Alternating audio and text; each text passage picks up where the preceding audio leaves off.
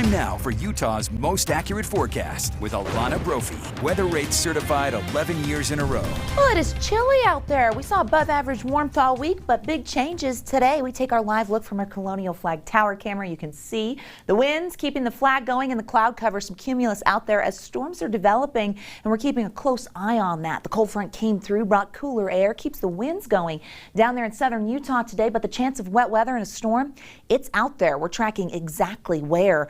We're below average when it comes to our temperatures, and we will stay there for the next couple of days. This front was a doozy. It really meant business.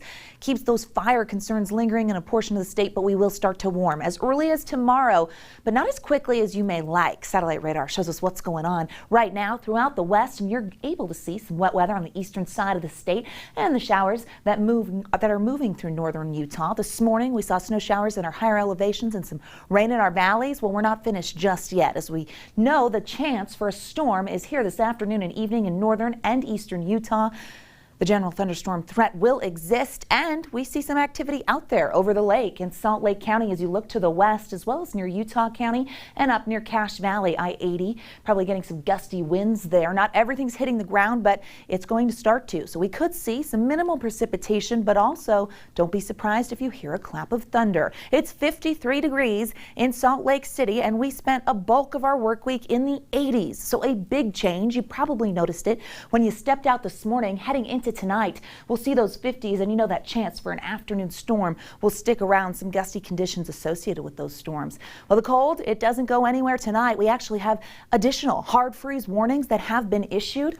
They include the Wasatch Back, Sanpete Valley, Southwest Desert, Uinta Basin, which has a hard freeze warning for the western side. On the eastern side, that's just a freeze warning. No matter how you slice it, it's going to be cold.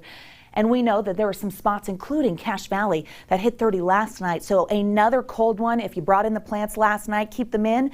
And there are some extended areas that will get chilly. Cedar City's one of them. St. George right now, we've got some blowing conditions. It's breezy down there and hazy as you take a look at our Dixie Tech camera. Not a surprise. We knew the winds would not let up. They're just coming from a different direction. That northerly wind sometimes can bring in the gap winds, and you can see those gusts in the 20 to 30 mile per hour range. It's one of the reasons we have red flag warnings in effect, because that fire danger is not gone. It does include Washington County, Kanab over near Lake Powell, the Four Corners area, and up to Moab. Any fire start in the pink would spread very quickly with the help of those winds, so we want to make sure that doesn't happen. Red flag warning holds on until 9 p.m. tonight. Big picture telling you what's going to happen for your weekend. Yes, it's Friday and we've made it. So the cooler air is here, and we get this gradual warming as we head through Saturday and Sunday, but below average temperatures are expected, especially in the northern half of the state. There's that ridge of high pressure. It does want to move in and warm things up, makes its presence known as we make it into the middle of next week, and then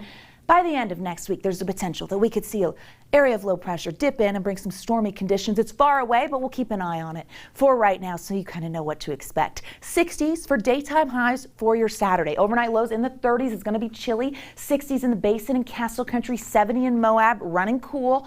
60s for the I-15 corridor, low 80s in St. George, where they're sitting in the 70s right now. Taking a look at the next 7 in Washington County, dry.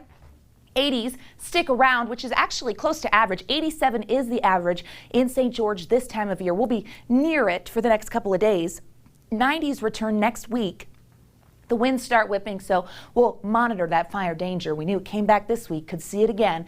Chance of some moisture with a weak little disturbance for our Saturday, mainly higher elevation chance there. And then Tuesday and perhaps into Friday, the warming trend brings us into the 70s and then eventually the 80s by the end of next week. Below average for the weekend. Usually Salt Lake this time of year, 74. To stay on top of any weather changes, download that ABC4 weather app. It's really easy to do. You take a picture of the QR code right there on your screen, takes you to the App Store. You can download for free, and that way we can be there for you.